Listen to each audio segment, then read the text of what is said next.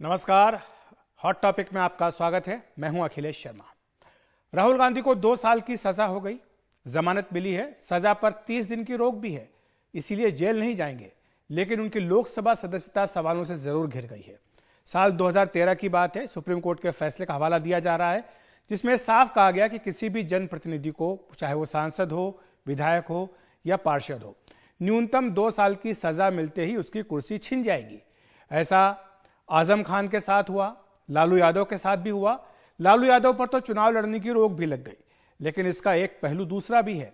रोक के बावजूद लालू यादव की आरजेडी बिहार में एक ताकतवर पार्टी के तौर पर उभरी। उनके साथ बहुत सारे लोगों की सहानुभूति भी रही। इसलिए सवाल यह है कि क्या राहुल की सजा बीजेपी के लिए बड़ा मुद्दा बनेगी या फिर राहुल के लिए, कांग्रेस के लिए सहानुभूति जुटाएगी। इस पर चर्चा करेंगे। हमारे साथ 2 खास मेहमान जुड़ रहे हैं। डॉक्टर अजय कुमार हैं, प्रवक्ता कांग्रेस पार्टी के, साथ ही अपराजिता सारंगी जी हैं, बीजेपी की सांसद। आप दोनों का बहुत बहुत स्वागत है एनडीटीवी इंडिया पर। सबसे पहले सारंगी जी, आपके पास ही मैं आना चाहता हूं। अपराजिता जी, सवाल आपसे यही है कि जी, अपराजिता हमारे साथ कुछ देर में जुड़ेंगी, लेकिन डॉक्टर अजय कुमार हमारे साथ जुड़ गए, कांग्रेस के प्रवक्ता। अजय जी, आपके साथ यही सवाल आपसे सीधा यही पूछेंगे कि क्या रणनीति रहेगी कांग्रेस पार्टी की आगे? किस तरह से कानूनी मुकाबला तो अपनी जगह पर है, लेकिन राजनीतिक तौर पर किस तरह से कांग्रेस पार्टी इस मुद्दे को आगे लेकर जाएगी? क्या राहुल गांधी के लिए देश भर में सहानुभूति जुटाने का प्रयास किया जाएगा? देखिए अखिलेश जी, पहले तो जिस तरह से विधि व्यवस्था का, कानून का दुरुपयोग की जा रही है भारतीय जनता पार्टी द्वारा, अब ये भारत के इतिहास में विचित्र केस है कि शिकायतकर्ता जाते हैं हाई कोर्ट क्योंकि उनके मनपसंद के जज नहीं है। जो सार्वजनिक रूप से जो जानकारी हम लोग को प्राप्त हुई है, और स्टे करा देते हैं कि अपने केस में आगे की कार्रवाई को रोक देते हैं। पुनेश मोदी जी जाते हैं गुजरात हाई कोर्ट और अपने केस, जब उनके केस जब की सुनवाई शुरू हो रही थी, कार्रवाई शुरू हो रही थी, तो उस केस को रोकने के लिए, क्योंकि उनको जज पसंद नहीं था, जज बदला जाते हैं, जज को बदल दिया जाता है। जज बदलने के बाद फिर जाते हैं हाई कोर्ट और फिर स्टे को फिर से हटा देते हैं। तो ये देश में देखिए एक चीज है, अगर कोई आदमी बाहर से देख रहा होता, क्योंकि हम लोग देश में रहते हैं तो हम लोग को लगता है कि इतने करीब है कि समझ में नहीं आती, लेकिन ये तो विचित्र स्थिति हो गई है देश की। लेकिन ये तो कानूनी प्रक्रिया है डॉक्टर अजय, तो क्या आप पूरी कानूनी व्यवस्था पर, प्रक्रिया पर एक प्रश्न चिन्ह लगा रहे हैं? नहीं, मैं कह रहा हूं अखिलेश जी, देखिए एक चीज है, आप एक परिपक्व पत्रकार हैं, शिकायतकर्ता जाते हैं हाई कोर्ट में, रोक लगाते हैं और फिर जज साहब को बदल दिया जाता है, फिर रोक को हटा दिया जाता है। आपको विचित्र नहीं लगता है क्या? ये प्रश्न चिन्ह जो है इस देश में, अगर इस तरह से जो है काम होने लगेंगे, और हो रही है, तो ऐसा नहीं कि नहीं हो रही। दूसरी बात क्या है कि यही भारतीय जनता पार्टी जो डिफेमेशन, क्रिमिनल डिफेमेशन में स्पष्ट रूप से कानून के तौर पर, और मुझे आपत्ति इस बात की कि मैं रविशंकर जी का जो है, अब आजकल जिस तरह से बयानबाजी कर रहे, तो उनके जो बातें पर मैं ज्यादा ध्यान नहीं रखता हूं। वे एक वकील थे एक जमाने में, लेकिन जिस तरह से वो बात करते हैं, मुझे थोड़ा सा आपत्ति उनकी टिप्पणी पर है। डिफेमेशन में जिस व्यक्ति के साथ, क्रिमिनल डिफेमेशन का मतलब यह है कि जिस व्यक्ति को अगर आपने आहत पहुंचाई हो तो वो जाकर केस करेंगे। ये है कोलर का मामला।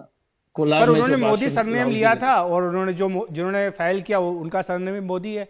बहरहाल मैं आपके पास आऊंगा अजय जी, हमारे साथ अपराजिता जी भी जुड़ गई हैं। मैं आपके पास बिल्कुल आऊंगा, आपको पूरा इसका मौका दूंगा मैं इस सवाल का भी जवाब देने के लिए। लेकिन अपराजिता जी, क्या बीजेपी को इस बात की आशंका नहीं है कि कांग्रेस पार्टी एक तरह से सहानुभूति लेने का प्रयास करेगी इस मामले को आगे ले जाकर के? कुछ कांग्रेसी नेताओं ने कहना भी शुरू कर दिया कि 78 में जनता पार्टी सरकार ने इंदिरा गांधी जी की सदस्यता रद्द की थी, 80 में वो प्रधानमंत्री बनकर वापस सदन में आई।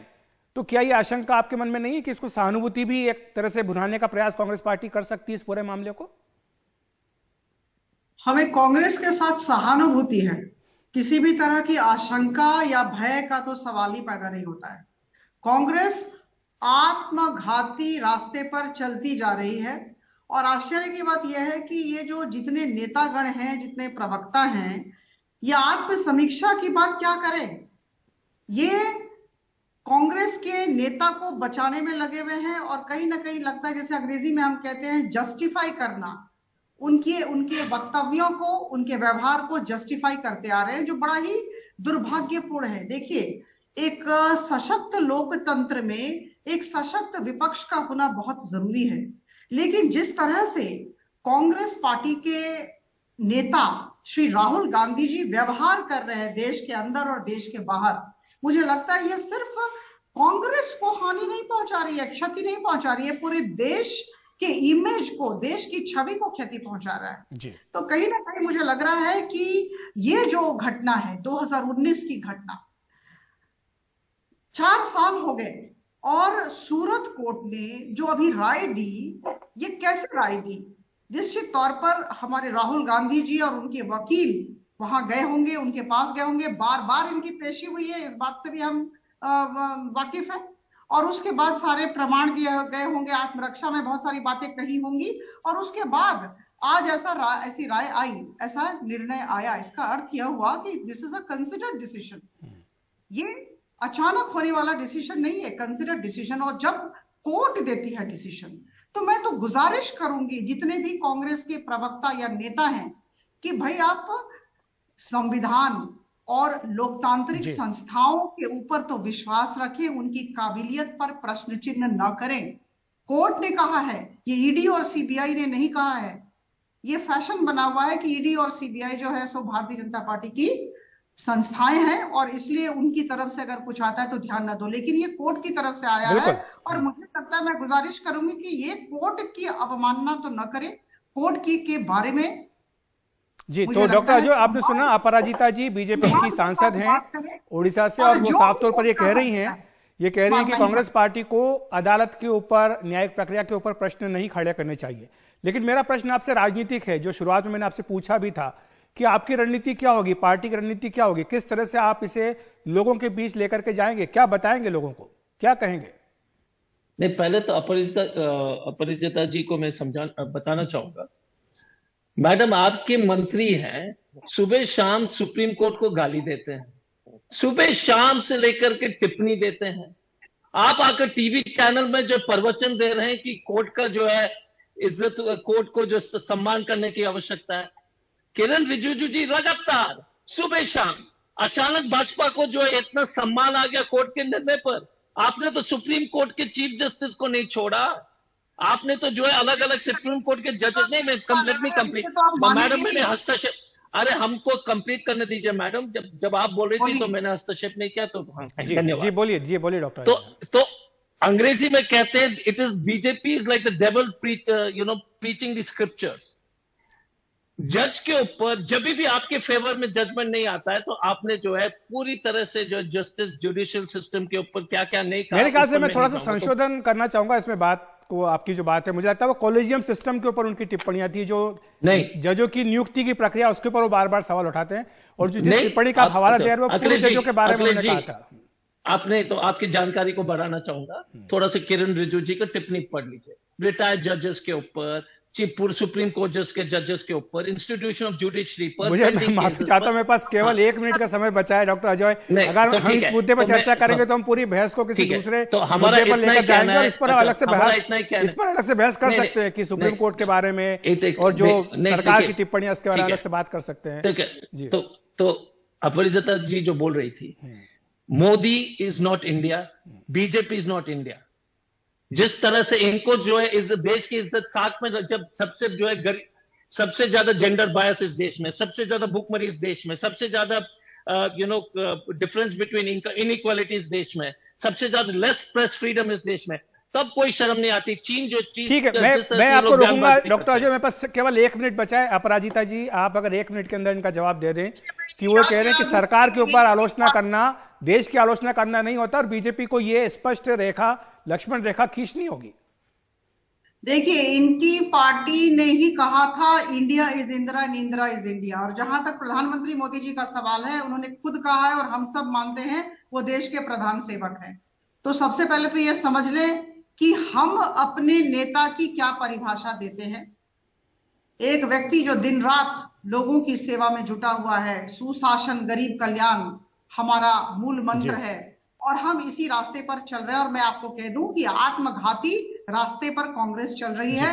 कहना नहीं चाहिए, लेकिन जरूर कहूंगी कि कहीं ना कहीं भस्मासुर की कहानी याद आती है। ठीक है। और ये सारे लोग जो हैं, ये उन्हें सुधारने के बजाय उन्हें डिफेंड करते हैं, उनकी रक्षा करते हैं, और ये गलत है, बिल्कुल गलत है। ये देश के लिए भी गलत है और उनके लिए भी गलत है। और जी जी, 51 में विनाश काल है, विपरीत बुद्धि तो इन्हीं लोगों के लिए लागू होगा जिस तरह से कार्रवाई कांग्रेस का राज था। विनाश काल विपरीत बुद्धि। मैडम, आप लोग जिस तरह से विपक्ष को घेर रहे हैं ना, देश के लोग देख रहे हैं। जी डॉक्टर अजय, अपराजिता जी, दोनों से माफी चाहता हूं, मेरे पास समय इतना ही है इस बहस के लिए।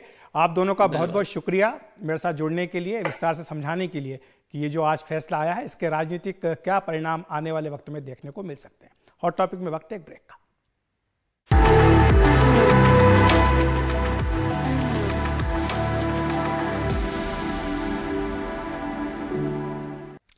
राजस्थान के कद्दावर नेता और चित्तौड़गढ़ से सांसद सीपी जोशी को बीजेपी ने अपना नया प्रदेश अध्यक्ष बनाया है। इसी साल राजस्थान में चुनाव होने हैं, इस लिहाज से यह काफी अहम फैसला माना जा रहा है।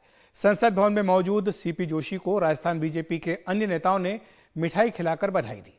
जोशी ने बाद में प्रधानमंत्री मोदी और बीजेपी अध्यक्ष जेपी नड्डा से भी मुलाकात की।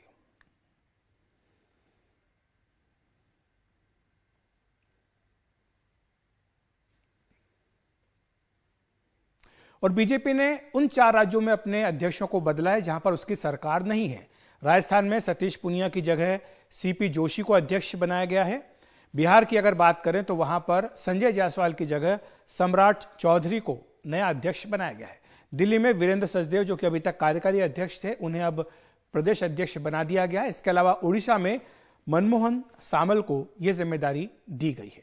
तो इस तरह से बीजेपी ने आने वाले विधानसभा और लोकसभा चुनाव के लिए कमर कस ली है। हॉट टॉपिक में इतना ही। नमस्कार।